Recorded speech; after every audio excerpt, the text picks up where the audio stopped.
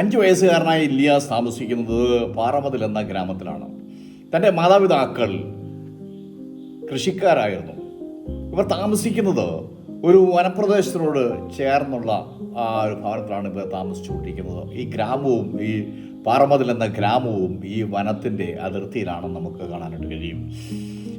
അതായത് ഈ കൃഷി കൊണ്ടുള്ളതായ വരുമാനത്തിൽ നിന്നാണ് ഈ കുടുംബം പുലർന്നു പോരുന്നത്.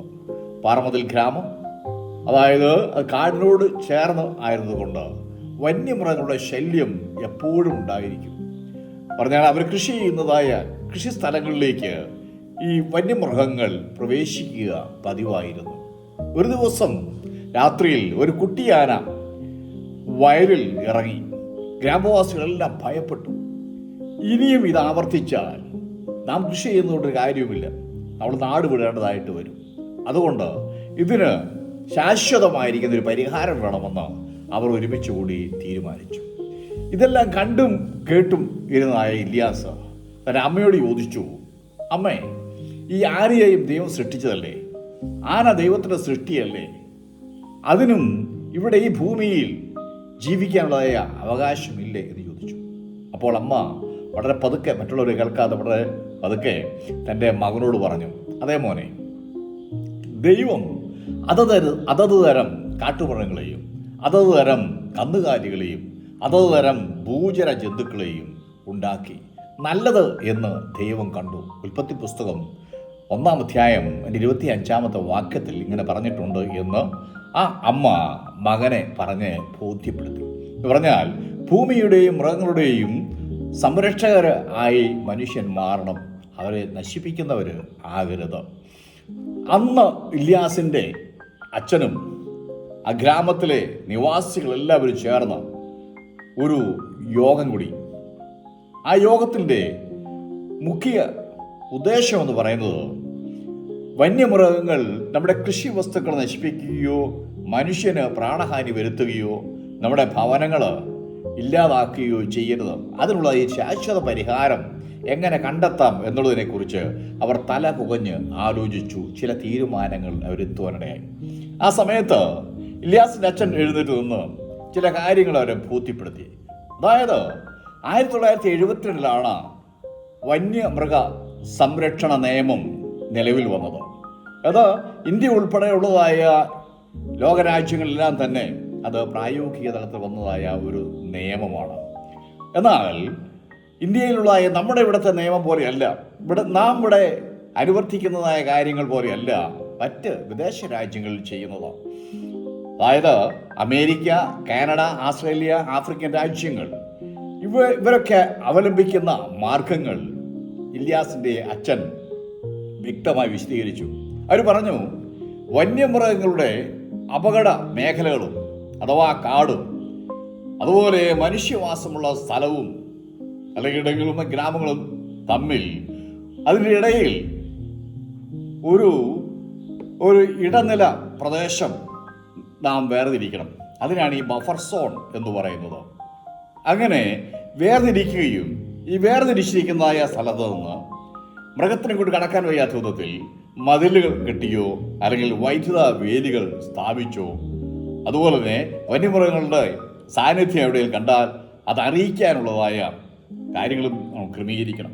മാത്രമല്ല, മൃഗങ്ങളുടെ ആവാസ സ്ഥലങ്ങളിൽ തന്നെ അവയ്ക്ക് ആവശ്യമായിരിക്കുന്നതായ ജലസമൃദ്ധിയും അതുപോലെ തന്നെ അവയ്ക്ക് ആവശ്യമായ ആഹാര വസ്തുക്കളും അവിടെ തന്നെ സൃഷ്ടിച്ചു കൊടുക്കാനും നാം തയ്യാറാകുന്നുവെങ്കിൽ ഒരു വന്യമൃഗവും നമ്മുടെ ഗ്രാമത്തിൽ പ്രവേശിക്കുകയോ നമ്മുടെ കൃഷിക്കോ അല്ലെങ്കിൽ മനുഷ്യനോ യാതൊരു വിധത്തിലുള്ള ഹാനി വരുത്തുകയോ ചെയ്യുകയില്ല എന്ന് ഇല്യാസിൻ്റെ അച്ഛൻ എഴുന്നേറ്റ് കാര്യങ്ങൾ പറഞ്ഞു കഴിഞ്ഞപ്പോൾ അവർക്കെല്ലാം അതായത് ഗ്രാമവാസികൾക്കെല്ലാം അത് താല്പര്യമായി തോന്നി.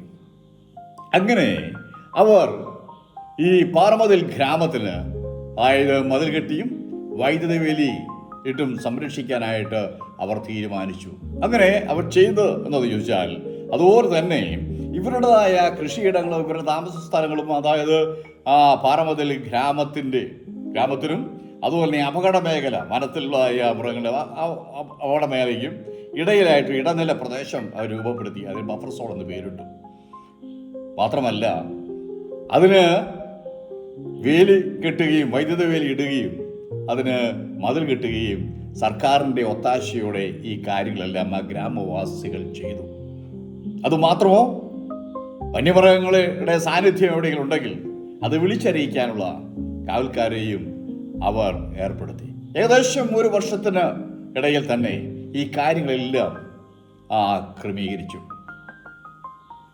അങ്ങനെ ഇരിക്കുമ്പോഴാണ് ഇലിയാസ് ആദ്യം കണ്ടതായ ഒരു ആനക്കുട്ടി അത് വീണ്ടും ആ പ്രദേശത്തേക്ക് പോന്നു. പക്ഷേ അതൊരിക്കലും അതുപോലെ കാട്ടുമൃഗം വരുന്നെങ്കിൽ തന്നെ ഇതൊന്നും ഇവരുടെ പ്രദേശങ്ങളിലേക്ക് വരുന്നില്ല. കാരണം എന്താണെന്ന് ചോദിച്ചാൽ ആ മതിലിനപ്പുറത്ത്, ആ വൈദ്യുത വേലിക്ക് അപ്പുറത്ത് അവ വന്ന് എത്തി നോക്കിയിട്ട് അവ അവയുടെ പാട്ടിന് പോകും. കാരണം അവയ്ക്ക് ആ കാടിനുള്ളിൽ തന്നെ ജലസമൃദ്ധിയും അതുപോലെ ആഹാരങ്ങൾ കിട്ടത്തക്ക വിധത്തിലുള്ള കാര്യങ്ങൾ ക്രമീകരിക്കപ്പെട്ടിട്ടുണ്ട്.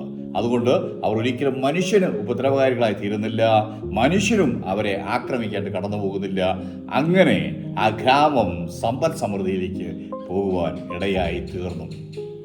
ഇങ്ങനെയുള്ള കാര്യങ്ങളൊക്കെ നാം ക്രമീകരിക്കുകയാണെങ്കിൽ, നാം സാധാരണ എന്തെങ്കിലുമൊക്കെ ചെയ്തു വെക്കുമെന്നുള്ള, എവിടെയെങ്കിലും ആൾക്കാർ ചത്തു കഴിയുമ്പോൾ, ആരെങ്കിലും വന്യമൃഗങ്ങൾ കൊന്നു കഴിയുമ്പോഴാണ് നമ്മുടെ സംവിധാനങ്ങളെല്ലാം ഉണർന്നു കഴിഞ്ഞാൽ അതിൻ്റെയൊക്കെ കാര്യങ്ങളൊക്കെ പൊടിപ്പൊന്നെങ്കിലും വെച്ച് കുറച്ച് കാലത്തേക്കൊക്കെ വാർത്താമാധ്യമങ്ങളെല്ലാം ചർച്ച ചെയ്യും, അതെല്ലാം റിപ്പോർട്ട് ചെയ്യും.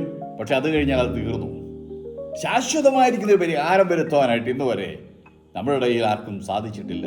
പക്ഷെ നമുക്ക് ഈ വിദേശ രാഷ്ട്രങ്ങളിൽ കാണിക്കുന്ന അല്ലെങ്കിൽ അവർ ചെയ്തിരിക്കുന്നതായ പ്രവർത്തികൾ നമ്മൾ അനുസരിക്കുകയാണെങ്കിൽ നമ്മൾ മുടക്കുന്നതായ പണത്തിനും ഒരു മൂല്യമുണ്ടാകും. മാത്രമല്ല, ഇവിടെ സ്വസ്ഥമായിട്ടും സമാധാനത്തോടുകൂടിയും മനുഷ്യർക്ക് താമസിക്കാൻ കഴിയും. അവരുടെ പ്രാണന് ഹാനി വരികയില്ല, അവരുടെ ഭവനം നശിപ്പിക്കപ്പെടുകയില്ല, അവരുടെ കൃഷികൾ തകർക്കപ്പെടുകയും ഇല്ല. ഇതെല്ലാം കണ്ടു കഴിഞ്ഞപ്പോൾ ഇല്യാസ് തൻ്റെ അമ്മയോട് ചോദിച്ചു, അമ്മേ, ഇങ്ങനെയാകുമ്പോൾ മനുഷ്യനും മൃഗങ്ങളും നമ്മുടെ ശത്രുത ഇല്ലാതാകുകയും ആ സംഘർഷം ഇല്ലാതാക്കുകയും ചെയ്യാനായിട്ട് കഴിയുമല്ലോ എന്ന് പറയും. അപ്പോൾ അമ്മ പറഞ്ഞു, ശരിയാണ് മകനെ, വിശുദ്ധ ബൈബിളിലും അങ്ങനെ തന്നെയാണ് പറഞ്ഞിരിക്കുന്നത്. ഉൽപ്പത്തി പുസ്തകം 2-ാം അധ്യായം 15-ാം വാക്യത്തിൽ യഹോവയായ ദൈവം മനുഷ്യനെ കൂട്ടിക്കൊണ്ടുപോയി ഏദൻ തോട്ടത്തിൽ വേല ചെയ്യുവാനും അതിനെ കാപ്പാനും അവിടെ ആക്കി എന്ന് പറഞ്ഞാൽ, മനുഷ്യനെ ഭൂമിയുടെയും അല്ലെങ്കിൽ ഈ വന്യമൃഗങ്ങളുടെയും ഒന്നും ഉടമസ്ഥരായിട്ടല്ല, പക്ഷേ അവരെ പരിപാലകരാക്കിയിട്ടാണ് ദൈവം ഉത്തരവാദിത്തങ്ങൾ ഏൽപ്പിച്ചിരിക്കുന്നതെന്ന് വിശുദ്ധ വേദപുസ്തകം വായിക്കുമ്പോൾ നമുക്ക് കാണാൻ കഴിയുന്നുണ്ട്. വെളിപ്പാട് പുസ്തകം 12-ാം അധ്യായം അതിൻ്റെ 18-ാമത്തെ വാക്യത്തിൽ ഭൂമിയെ നശിപ്പിക്കുന്നവരെ ദൈവം നശിപ്പിക്കുമെന്നും പ്രകൃതിയെയും ജീവജാലങ്ങളെയും നശിപ്പിക്കുന്നത് ദൈവനീതിയോടുള്ള വെല്ലുവിളിയാണെന്നും രേഖപ്പെടുത്തിയിട്ടുണ്ട്. അതിൻ്റെ പ്രത്യാഘാതം വലുതായിരിക്കും. അതിൻ്റെ രക്താനുഭവം മനുഷ്യനെല്ലാം അനുഭവിക്കേണ്ടതായിട്ട് വരികയും ചെയ്യും. ഹോശേയ-പ്രവചനം 2-ാം അധ്യായം അതിൻ്റെ 18-ാം വാക്യത്തിൽ ഈ കാലഘട്ടങ്ങളിലേക്കുള്ള ഒരു പ്രവചനമാണത്. അന്നാളിൽ ഞാൻ അവർക്ക് വേണ്ടി കാട്ടിലെ മൃഗങ്ങളോടും ആകാശത്തിലെ പക്ഷികളോടും ഒരു നിയമം ചെയ്യും. ഞാനും വില്ലും വാളും യുദ്ധവും ഭൂമിയിൽ നിന്ന് നീക്കി അവരെ നിർഭയം വസിക്കുമാറാക്കും. ഏകദേശം ഈ കാലഘട്ടങ്ങളിൽ സംഭവിക്കുന്നതായ കാര്യങ്ങളാണ് ഈ പ്രവചന വാക്യത്തിലൂടെ ഹോശേയ വിളിച്ചു പറഞ്ഞിരിക്കുന്നത്. എന്ന് പറഞ്ഞാൽ, മൃഗങ്ങൾ സ്വരിവിഹാരം നടത്തുമെന്നും എന്നാൽ മറ്റ് വിദേശ രാജ്യങ്ങളിലൊക്കെ ചെയ്യുന്നത് പോലെ തന്നെ അവർക്കുള്ളതായ ആവാസ കേന്ദ്രങ്ങളിൽ അതിനുള്ള വെള്ളവും ആഹാരവും അതിനുള്ള സൗകര്യം ചെയ്തു കൊടുക്കുകയും ചെയ്തിട്ട് മനുഷ്യവാസ സ്ഥലങ്ങളിലേക്ക് കടന്നു വരാതെ മതിലോ വൈദ്യുത വേലിയൊക്കെ തീർത്താൽ മാത്രമല്ല, ഇതിൻ്റെ ഏതെങ്കിലും വിധത്തിൽ എവിടെയെങ്കിലും വന്യമൃഗങ്ങൾ ഇറങ്ങിയിട്ടുണ്ടെങ്കിൽ അതിനെക്കുറിച്ച് മുന്നറിയിപ്പുകൾ നേരത്തെ കൊടുത്താൽ യാതൊരു വിധത്തിലുള്ള അപകടങ്ങളോ പ്രശ്നങ്ങളോ ഒന്നും ഉണ്ടാകാതിരിക്കാൻ സാധിക്കും. നമ്മുടെ നിയമം സുരക്ഷിതമായി കാത്ത് പരിപാലിക്കാനും ഇടയായിത്തീരും. ആകയാൽ അതിനുവേണ്ടിയാണ് നമ്മൾ ഉത്സാഹിക്കേണ്ടത്.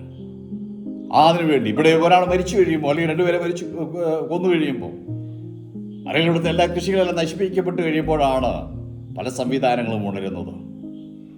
അത് പോരാ, മറ്റുള്ളവർ ചെയ്യുന്നതായ ആ മാതൃക നല്ലതാണെങ്കിൽ അത് നമ്മളും പിൻപറ്റുവാൻ ഇടയായാൽ കാര്യങ്ങൾക്കെല്ലാം പരിഹാരമുണ്ട് എന്നുള്ള കാര്യം മറന്നു പോകാതിരിക്കുക. ഏത് വിഷയത്തിനും പരിഹാരമുണ്ട്. പരിഹാരമില്ലാത്ത ഒരു വിഷയവും മനുഷ്യൻ അഭിമുഖീകരിക്കുന്നില്ല. വിഷയങ്ങൾക്കും അതിനൊക്കെ പരിഹാരമുണ്ടാക്കാൻ കഴിയും എന്നതിൽ സംശയമില്ലാത്ത കാര്യങ്ങളാണ്. ഈ സന്ദേശം നിങ്ങൾക്ക് പ്രയോജനപ്പെട്ടു എന്ന് ഞാൻ വിശ്വസിക്കുകയാണ്.